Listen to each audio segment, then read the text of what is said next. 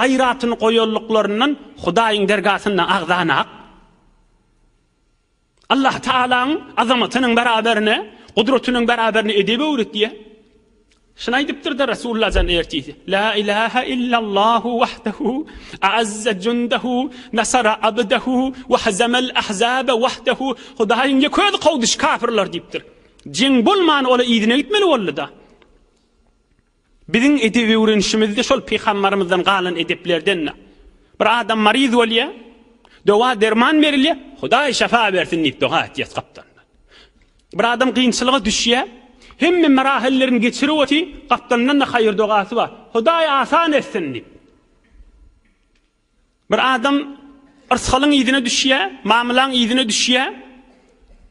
Hudaý bereket bersin. Şan kaptanına duası bolup tuda. Şol hakikat Peygamberimizin hak yolu şol. O da Ahmet çeksen bolar da näme? Yok, Peygamberimiz onu aýtmandyr. Bize näme öwretipdir? La havla ve la kuvvete illa billah.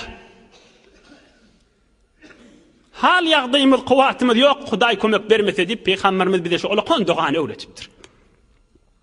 İkilenji gysgaja almaly ders şu jeňden ýöne hakykatan biz gurrun etjek bolsak men şu ýyjy Resulullahyň ýaşaýyşyny agdymylla geçen jeňlerden nagadar horluk, zähmet, ey münafıklar nagat eziyet berdiler, jar gazdy hala, handak gazdy hala.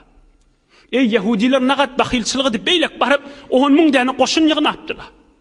Ey Peygamberimiz nagat zarlap dua edipdi jeňiň içinde. Nagat sahabalar Allahümme stur awratina diýip dua ederdiler. Olaň hemmesiniň üstünden sap geçip barýan ýöne bir ýarym dagygalyk ders aýdaýyn.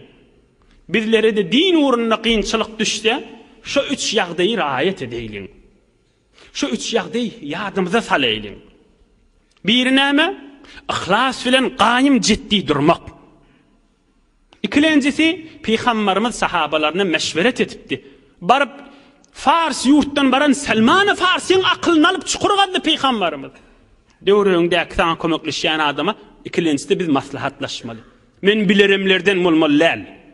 Akıl alıp durmaly döwrüňdäki adam unan ýany adamyňdan. Jan ýakyp duran adamyňdan. Peygamberimiz Salman-ı Farsy'dan akıl aldy. Üçüncüsü dua etmeli alıp barýan bernama. Ey bar Hudaýa, özüň asan et, biz din bernama, Kur'an-ı Kerim öwretýänmi? Oglalaryň elinden tutýanmy dine, mescide, medresäge, hücräge? Hudaý üçin bolsun. Hudaýyň rizaýaty bolsun, Resulullahyň ýoly bolsun diýip. Bir falan fırqa, falan guruh, falan ýylyň sanyny köpeltmek, falan ýylyň bir zadyny etmek ýadymda bolsa, Hudaý bereket berip bermez onda. Halisen lillahi azza ve celle bolsun.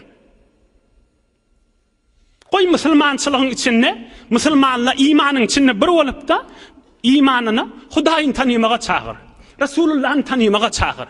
Dinini tanımaga çağır. Kur'an-ı Kerim'e çağır. Başka bir firqa guruhda yadında bolmasın. Peygamberimizin şu ýagdaýlaryna ders al.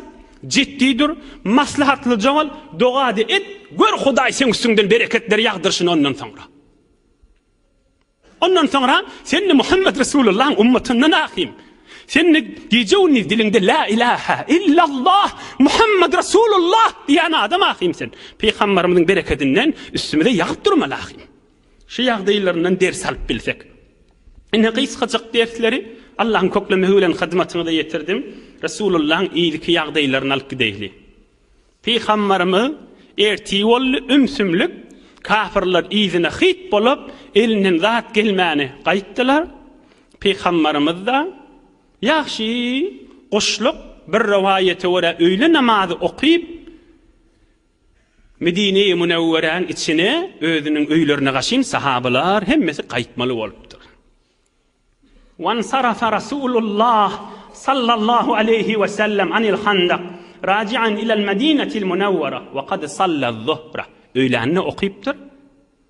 Emma şoň üstüne bir muhim waky'a bolupdyr. Ve wada'u as-salaha